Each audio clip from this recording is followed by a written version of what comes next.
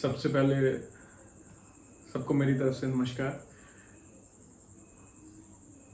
मैं आपका तहे दिल से शुक्रिया अदा करता हूँ कि आपने इस छोटे से लेखक को यहाँ बुलाया है। अब बाय द वे,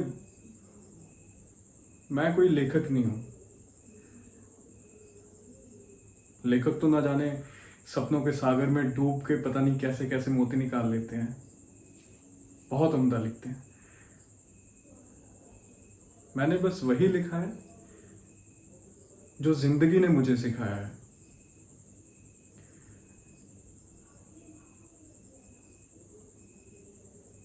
बागबान मेरे बारे या किसी एक इंसान के बारे में नहीं है।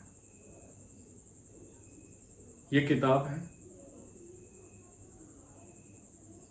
एक पीढ़ी और दूसरी पीढ़ी के दरमियान उस टूटे हुए पुल के बारे में। ये किताब है एक पवित्र रिश्तों के बीच में फैले हुए उस सन्नाटे के बारे में। ये किताब है उन झुके हुए कंधों के बारे में जिन पर बैठकर कभी कुछ बच्चों ने मेले देखे थे। ये किताब है उन कांपते हुए हाथों के बारे में जिनको पकड़कर अपने नन्हे से बच्चों को चलना सिखाया था। ये किताब है उन रिश्ते हुए होठों के बारे में जिन पर कभी लोरियां थी, लेकिन आज बरसों से खामोश है।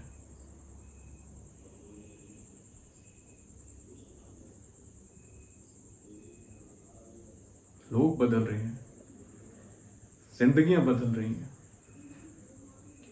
अब पिछली जनरेशन के लोग देखो, कैसे एक जॉइंट फैमिलीज में रहते थे, कैसे अपने बाप की आंखों में ईश्वर देखते थे और मां के चरणों में उन्हें स्वर्ग दिखाई देता था।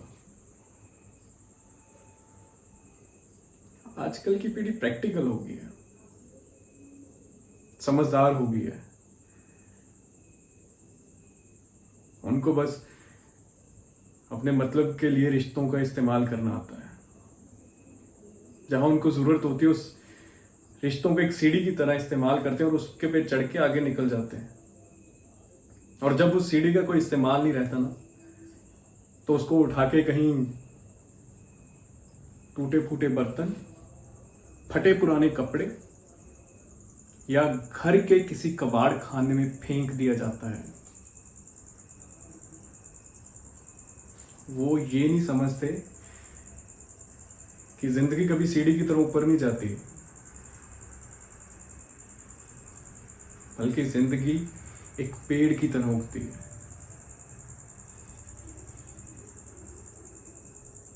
और माँ बाप कोई सीढ़ी का पहला पायदान नहीं है। माँ बाप वो पेड़ है, वो पेड़ की जड़ है।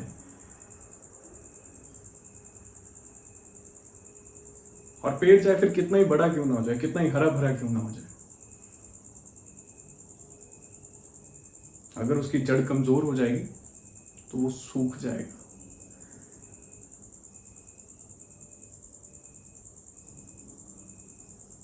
मैं आज पूछना चाहता हूं जितने यहां लोग बैठे हुए हैं उन सबसे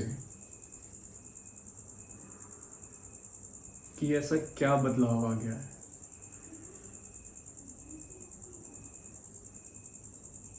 जो बाप अपनी सारी उम्र की कमाई हंसते हंसते अपने बच्चों पे खर्च कर देता है, तो वही बच्चे अपनी बाप की आंखें धुंधला जाने पर उन्हें कतरा भर रोशनी देने से क्यों कतराते हैं।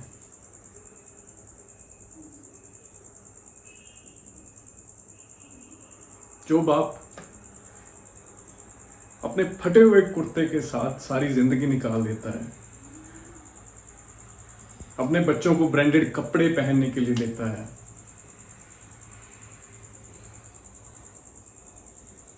उस बाप को 2 वक्त का खाना देने के लिए औलाद क्यों कतराने लग जाती है।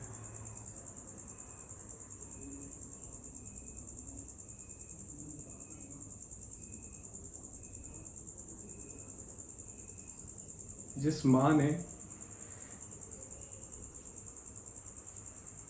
2 वक्त का खाना छोड़ छोड़ कर अपने बच्चों को खाना खिलाया, आज 4-4 बच्चे होके उसी माँ को 1 वक्त का खाना खिलाने के लिए उनके पास पैसे नहीं है।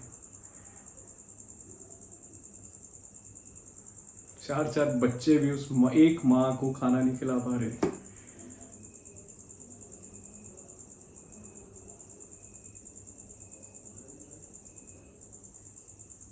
बहुत समझदार हो गई है पीढ़ी आज की।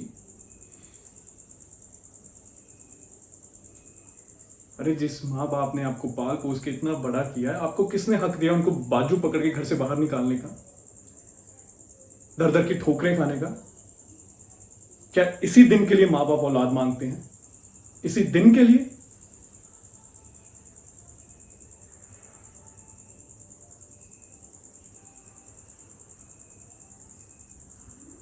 ये बच्चे शायद भूल रहे हैं,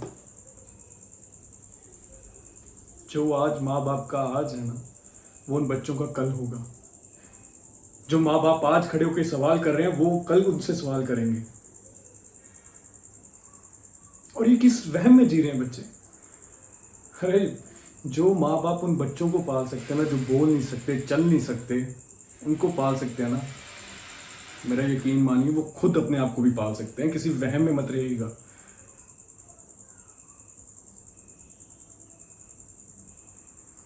होशियार बनिए, पढ़े लिखे बनिए, प्रैक्टिकल बनिए।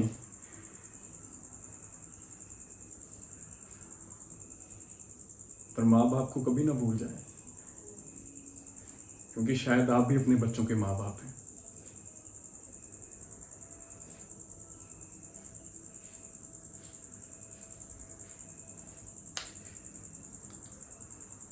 धन्यवाद।